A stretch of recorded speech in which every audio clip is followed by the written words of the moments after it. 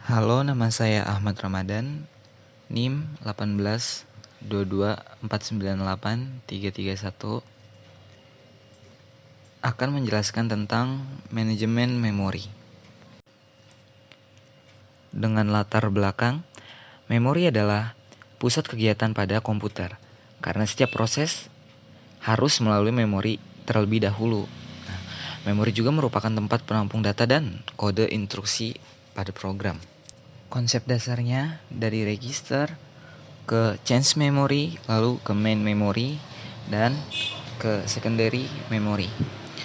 Register adalah bagian kecil memori komputer yang dipakai untuk tempat penampungan data dengan ketentuan bahwa data yang terdapat dalam register dapat diproses dalam berbagai operasi dengan melihat beberapa besar kemampuan penampung register. Change memory merupakan penyimpanan berkecepatan tinggi yang lebih cepat dari memori utama. Bagian program yang akan digunakan atau dieksekusi dikopi terlebih dahulu ke change memory sebelum dieksekusi. Di change memory, instruksi dapat dieksekusi dengan lebih cepat dibandingkan bila berada di memori utama. Main memory atau memori utama merupakan media penyimpanan dalam bentuk array yang disusun word atau byte. Kapasitas daya simpannya bisa mencapai jutaan susunan. Secondary memory. Secondary memory adalah memori pembantu dari sebuah komputer.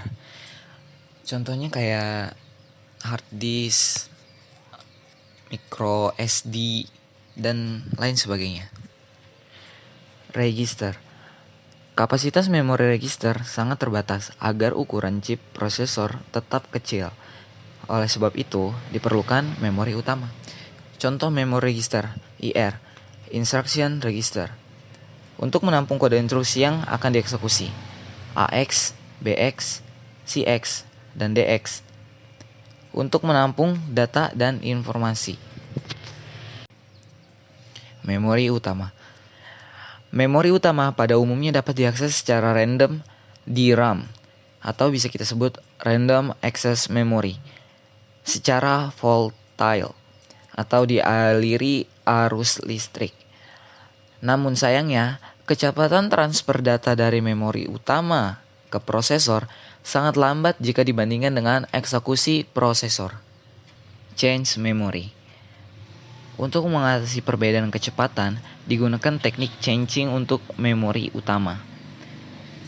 Umumnya, berada dalam prosesor yang kapasitasnya jauh lebih kecil dari memori utama. Kecepatan transfer itu mengikuti atau mengiringi clock prosesor. Prinsip kerja sebagai salinan bayangan dari data dan kode instruksi di memori utama. Secondary memory. Secondary memory umumnya berupa disk dan bersifat non-volatile. Kecepatan transfer jauh lebih lambat dari memori utama. Ini merupakan solusi untuk mengatasi kekurangan tempat pada ruang memori utama. Tahap pemrosesan user program. Di sini ada 3 tahap. Pertama, compile time. Itu titik di mana suatu program dikonversi dari kode sumber ke kode mesin secara harfiah waktu kompilasi. Yang kedua ada load time. Load time adalah waktu yang diperlukan oleh browser untuk menampilkan website secara keseluruhan. Dan yang terakhir ada execution time. Execution time adalah binding harus ditunda sampai waktu proses berjalan selesai jika pada saat dieksekusi, proses dapat dipindahkan dari suatu segmen ke segmen lain di dalam memori.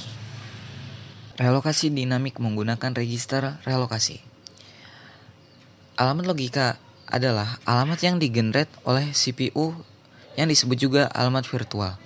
Alamat fisik adalah alamat yang terdapat di memori. Perlu ada penerjemahan atau translasi dari alamat logika ke alamat fisik.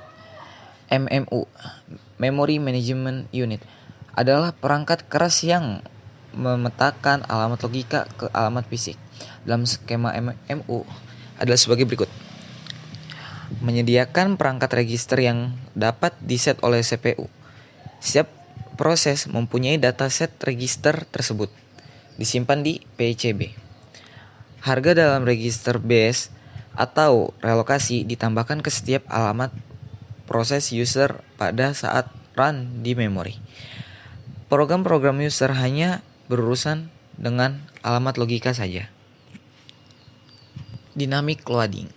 Dengan dynamic loading, suatu rutin tidak akan di-load sampai rutin tersebut dipanggil. Semua rutin disimpan pada disk sebagai format relocatable load. Mekanisme dasarnya, program utama di-load terlebih dahulu dan dieksekusi. Bila suatu rutin perlu memanggil rutin yang lain, rutin yang dipanggil terlebih dahulu akan diperiksa apakah rutin yang dipanggil sudah di-load. Jika tidak, relocatable linking loader dipanggil untuk meload rutin yang diminta ke memori dan mengupdate tabel alamat dari program yang mencerminkan perubahan ini. Dynamic linking. Dynamic linking ditunda hingga waktu eksekusi. Program-program user tidak perlu menduplikasi sistem pada library. Sistem library akan dipakai bersama. Untuk mengurangi pemakaian space, satu rutin library di memori yang digunakan secara bersama oleh sekumpulan proses. Yang sebagai contoh DLL Win32. Mekanisme menggunakan stub atau kita bisa sebut potongan kecil yang mengindikasikan bagaimana meload library jika rutin tidak tersedia pada waktu itu. Saat stub dieksekusi, ia akan memeriksa apakah rutin yang bersangkutan sudah berada dalam memori. Kalau belum ada, maka rutin tersebut akan di-load. Stub menempatkan dirinya pada alamat rutin dan mengeksekusi rutin tersebut. Overlay.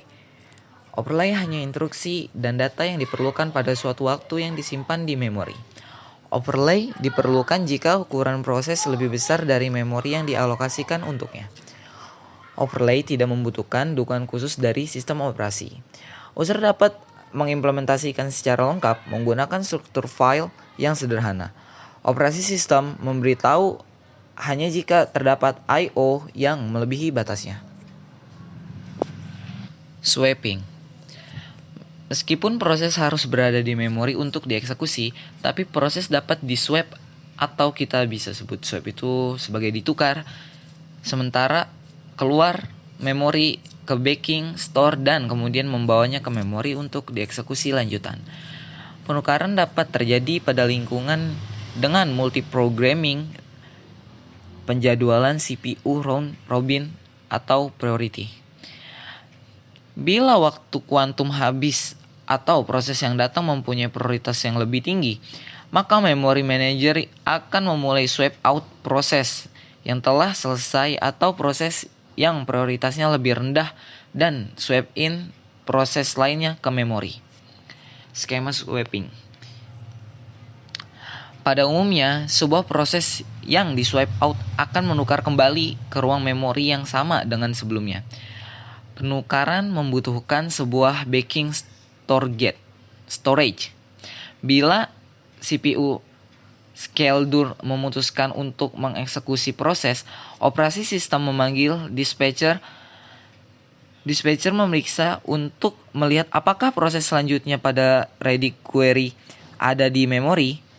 Jika tidak dan tidak terdapat backup memori bebas, maka dispatcher swap out sebuah proses yang ada di memori dan swap in dan akan men-swap in proses tersebut.